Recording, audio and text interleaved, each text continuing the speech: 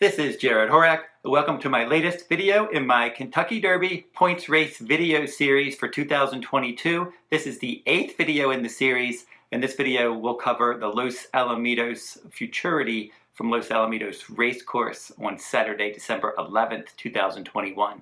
So far through the first 7 videos, I've had top choices win twice, and then 2 second place finishes for my top choices as well. And their second place finishes were in the last 2 Derby points races, including Zandon in the Remsen Stakes last week. Just missed there. Mo Donegal edged him out. With a little bit of luck, Zandon could have easily won that bob and got the job done. But the top 2 finishers both ran well there, and they were well clear of the rest of the finishers. If you want to read my recap of the Remsen Stakes, plus my entire Kentucky Derby 2022 blog, you can head on over to therunawayhorse.com, and you will find that on my Kentucky Derby 2022 page. My full cards will resume with Santa Anita Park when their winter meet starts the day after Christmas. Now let's get into the analysis of this video. And I'm going to be doing the 9th race from Los Alamitos Race Course for Saturday, December 11th. It's the Grade 2 $300,000 Los Alamitos Futurity for 2-year-olds, a mile and a 16th on the main track, with a scheduled post time 6:58 p.m. Eastern Time. Only a field of 5 in here, and since they moved this race to Los Alamitos Race Course, Bob Baffert has just dominated this event. He's won every year since 2014. He has 2 horses in here, and they both look like solid contenders. But let's start with number 1, Olympic Legend, and he looks like one that's going to be part of the pace. He's 15-1 morning line. This is his first start as a gelding. He did defeat the favorite in this race, Messier, second time out, when he went wire to wire at Los Alamitos Race Course at 5 furlongs. But since then, he struggled a bit. He was a distant third last time in the restricted Capote Stakes at Los Alamitos. He's going to have to run a much better race. I think from the inside post, he will attend the pace, but I think a mile and a 16th against this kind of company is just going to prove too much. Number 2, Durante. He's 9-2 morning line, and he's another one with speed. Doug O'Neill is the trainer. This one, Umberto Rispoli is going to ride, and he rode him all 3 times, including back-to-back good efforts when he just missed to Barossa, who's a Bob Baffert trainee in this race.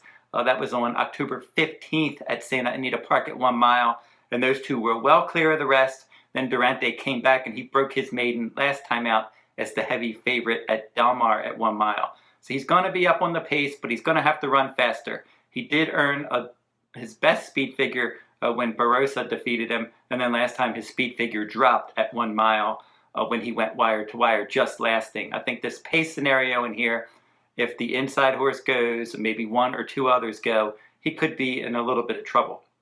Number 3, Messier is your 1-2 morning line favorite for trainer Bob Baffert. Flavien Prat is going to ride.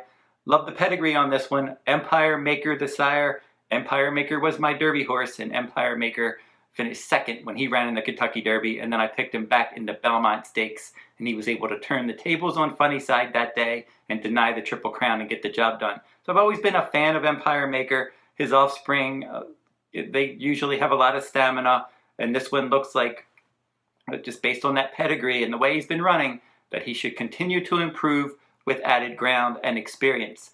5 furlongs in the debut at Los Al. He just ran out of ground that day. He stalked the pace. He finished 2nd, beating a length. Olympic Legend was just too quick early, and he was able to hang on. But Messier was finishing well and gaining that day. Second time out, they went from 5 furlongs to 6 furlongs at Santa Anita Park. He stalked from 2nd. He took over. He won by more than 6 lengths. Very easy win there. And then they stretched him to 7 furlongs in his 3rd start, the Grade 3 Bob Hope Stakes, 4-horse field. He sat back and forth from the inside post, and he passed them all, and he won by 3 lengths. Very easy win again. He took the blinkers off last time, but they're going to put him back on for this spot. That's no problem because he broke his maiden with blinkers. Maybe it helps him focus more. They paid $470,000 for this one, and he should get pace help, and he has a bullet work for this, and there's a lot to like here, obviously. Number 4, Barossa at 5-1 morning line. He is Messier's stablemate, and last time out he was in the Breeders' Cup Juvenile. He didn't run well. I mentioned he defeated Durante, who's also in this race, and that was on October 15th at Santa Anita when he tracked from 2nd, and he was just able to outfinish that one At the end of the race, he just outlasted, and it seemed like he was pulling away a bit late. But then he came back rather quickly for the Breeders' Cup. He was back in 3 weeks for that one, and his stablemate Corniche won that race. That was just a tough race for him to be in, and he didn't run poorly at the beginning. He just got tired, finished 9th, beaten 14 lengths. Much better spot here. He'll probably be tracking the pace under Juan Hernandez. Number 5, Slow Down Andy, rounds out the field. This is a California bred. He won his 5.5 furlong debut against Calbred Company at Santa Anita Park on October 9th. It's tracked from 3rd, pulled well clear that day. And then last time out, 7 furlong state bred stakes race at Del Mar on November 5th. He ended up stalking from post 10 in a 12-horse field, and he ended up finishing a close 2nd. So that was a good effort there. And now he's going to stretch out in distance in his 3rd start, but he's facing Open Company and a couple quality Bob Baffert trainees. But I do like the 2 sprint to a route angle. I just think he probably is a bit up against it. And Mario Gutierrez rode him the first 2 times, and he'll stay aboard. So I think this race, I mean, obviously, I think one of the 2 Bob Baffert trainees, if you look at the history of this race, based on, since they've been running it at Los Al, Baffert usually puts horses in here that are more than capable of winning it because he wins it all the time. And Messier at 1-2, obvious contender. He's going to be my top choice. Obviously, no value there, but he just looks like the most likely winner.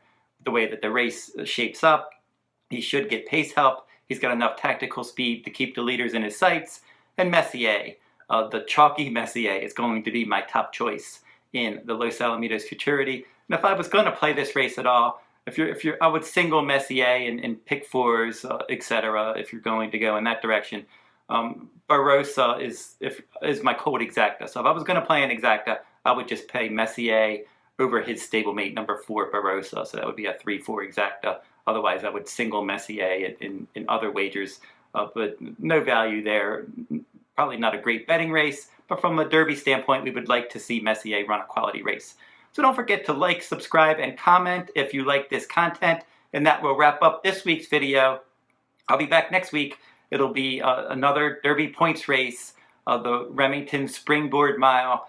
Until then, good luck at the races.